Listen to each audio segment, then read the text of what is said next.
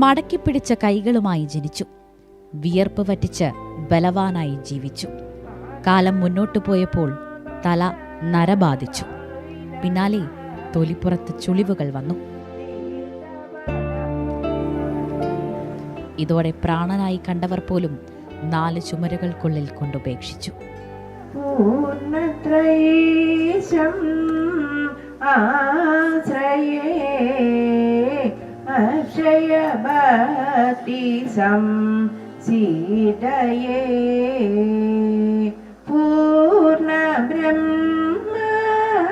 ഇവിടെ സന്തോഷമുണ്ട്, എനിക്കത് മതി. എനിക്കിനി എൻ്റെ മക്കൾ എന്നെ വിളിക്കാൻ വേണ്ട, അവരുമായിട്ട് യാതൊരു ബന്ധവും എനിക്ക് വേണ്ട. ഞാൻ അത്രയും വിചാരിച്ചിട്ടുള്ളൂ.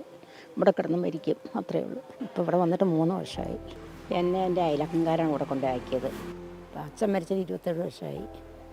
എൻ്റെ മോൻ കല്യാണം കഴിച്ച് വന്ന കൂടിയാണ് എനിക്കിങ്ങനത്തെ ഇത് വന്നത്. ഇവിടെ വന്നിട്ട് 2.5 കൊല്ലമായി. എങ്ങനെ വന്നു എന്ന് ചോദിച്ചാൽ പിന്നെ 60 വയസ്സ് കഴിഞ്ഞാൽ പിന്നെ വാനപ്രസ്ഥം. മക്കളൊക്കെ ഉണ്ട്? എത്ര മക്കൾ? മോളുണ്ട്. പഠിപ്പിച്ച് ജോലിയായി കല്യാണം കഴിച്ചു കൊടുത്തു. വരാറൊന്നുമില്ല, ഇവിടെ കൊണ്ടുവന്നാക്കി. ഇല്ല. എങ്കിലും പരാതിയില്ല, പരിഭവമേതുമില്ല. തങ്ങൾക്ക് ലഭിച്ച തണലിൽ സുരക്ഷിതരെന്ന സംതൃപ്തിയിൽ സ്നേഹിക്കാൻ മാത്രം അറിയുന്ന ഒരമ്മക്കൂട്ടം.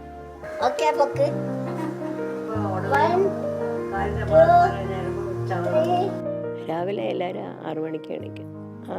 8 മണിക്കുള്ള എല്ലാവരും കുളി കഴിയും. 9 മണിക്ക് ഭക്ഷണം. പിന്നെ 10 മണിയാകുമ്പം നാരായണീയം. ആ 2 അമ്മമാർ നാരായണീയം പറയും. അത് കഴിഞ്ഞ് 11 മണിക്ക് യോഗ കാണും. പിന്നെ 1:30ക്ക് ഊണ് കഴിക്കുക. പിന്നെ 5 മണിയാകുമ്പം കോഫി, സ്നാക്സ് എന്തെങ്കിലും ഉണ്ട്. 5 തൊട്ട് 6 തൊട്ട് 7 വരെ പ്രയർ. പിന്നെ 7 തൊട്ട് കുറച്ച് സീരിയൽ കാണും. 8 മണിക്ക് ഫുഡ്. 9 മണി തിരിച്ചും സീരിയൽ ഒരു 9 മണി വരെ കാണും. പിന്നെ എല്ലാവരും പോയി കിടക്കും. ഇവിടെ എങ്ങനെയുണ്ട് വന്നിട്ട്? സന്തോഷിച്ച് വിളിച്ച് ജീവിക്കുക, നല്ല സുഖം. ചെടികളെല്ലാം, പിന്നെ പച്ചമുളക്, കാന്താരി, വെള്ളിരി, പയറൊക്കെ കുറേ കിള്ളി, വഴുതന, തക്കാളി. ഇന്നും തക്കാളി എടുത്തു കൊടുത്ത്.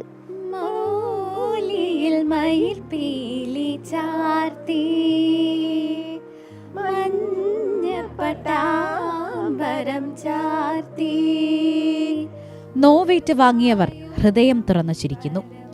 ഈ പുഞ്ചിരിക്ക് പിന്നിൽ മനസാക്ഷി പറ്റാത്ത നിരവധി പേരുണ്ട്. ഇവർക്ക് തണലേകിയവർ.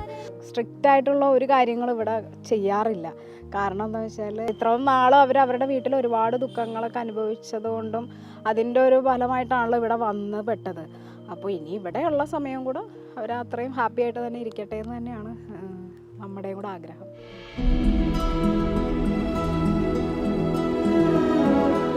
കുഞ്ഞുനാള് മുതൽ കടന്നു വന്ന വഴികളിലൊക്കെയും കൂടെ നടന്നതും കൂട്ടുനടന്നതും ഏതാണ്ട് സമപ്രായക്കാർ തന്നെയായിരുന്നു.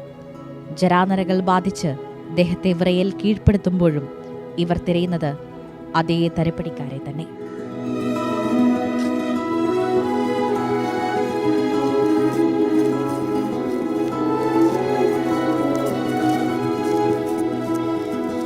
മനോജ് മാടശ്ശേരിക്കൊപ്പം സ്നേഹ മോൾ നൈനാൻ, മാതൃഭൂമി ന്യൂസ്, കൊച്ചി.